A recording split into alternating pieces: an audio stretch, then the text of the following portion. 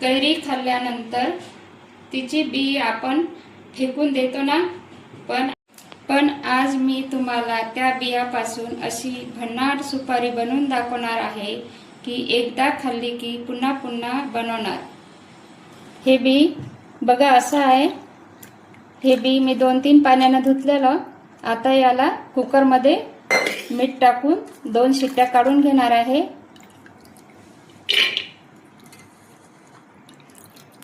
कुकरमध्ये बी टाकून घेतलेला आहे। आता याच्यात पाणी टाकते, चवीसाठी मीठ आणि हळद।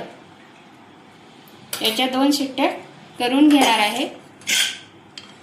कुकर झालेला आहे, 2 शिट्ट्या काढल्या। आता हे आपण याच्यामध्ये काढून घेऊ, चाळणीमध्ये।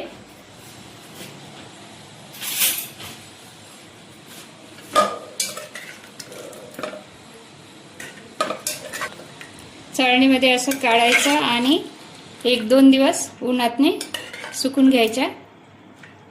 अशा प्रकारे या चाळणीमध्ये आपण काढून घेतलेलं आहे, यातलं पाणी सुकू दिलं। आता उन्हामध्ये 2 दिवस वाळून घ्यायच्या।